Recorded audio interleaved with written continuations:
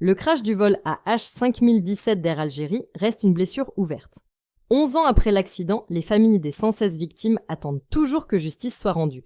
Parmi elles, 54 étaient françaises.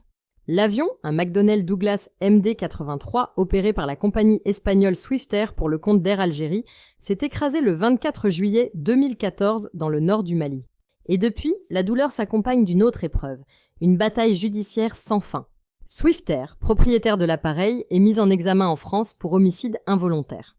L'enquête a révélé de graves manquements dans la formation des pilotes. Et pourtant, la compagnie espagnole semble tout faire pour éviter d'être jugée.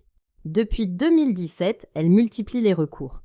Et en 2025, elle est allée jusqu'à saisir la Cour de justice de l'Union européenne, espérant faire suspendre la procédure pénale française. Une tentative qui a déjà été rejetée une première fois 2 mois plus tôt. Mais Swiftair persiste. Pour les proches des victimes, il ne fait aucun doute. La compagnie joue la montre pour éviter le procès. Pour eux, ces recours incessants sont une stratégie d'usure, une manière de décourager les familles, de les pousser à l'abandon. Suzanne Ayot, vice-présidente de l'association AH5017 Ensemble, le dit sans détour. À chaque fois que nous pensons nous approcher du procès, Swiftair lance une nouvelle procédure. Une façon de gagner du temps, de noyer l'affaire sous les aspects techniques. Mais pendant ce temps, les familles, elles, attendent. Elles attendent de comprendre. Elles attendent que les responsables soient jugés. Le procès pourrait avoir lieu fin 2026. Mais tout dépendra du sort de la dernière requête de Swiftair. Une requête qui, si elle est acceptée, pourrait encore repousser l'échéance. Et c'est bien là le problème. Ce procès, les familles l'attendent depuis plus d'1 décennie. Et à chaque nouveau délai, leur douleur est ravivée. L'avocat des familles, Sébastien Buzy, parle d'une guerre d'usure. Une guerre judiciaire où chaque nouvelle démarche est vécue comme une provocation. L'enquête a pourtant mis au jour des éléments accablants. Manque de formation des pilotes. Maintenance déficiente. Un système défaillant qui a coûté la vie à 116 personnes. Et malgré ça, aucun procès, aucune reconnaissance officielle des fautes. Swiftair, de son côté, continue de nier toute responsabilité directe. Mais son insistance à bloquer la procédure soulève des questions.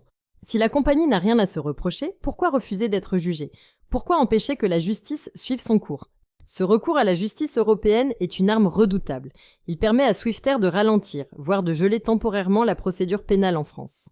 Tant que ces recours sont en cours, difficile d'organiser un procès, et les familles, elles, restent dans l'attente.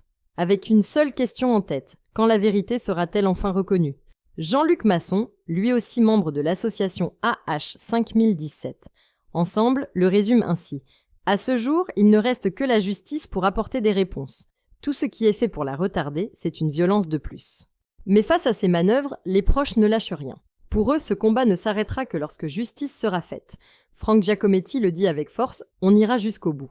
Parce qu'au-delà des procédures, au-delà des années qui passent, il y a une certitude. Ce procès, ils le doivent à ceux qui ne sont plus là.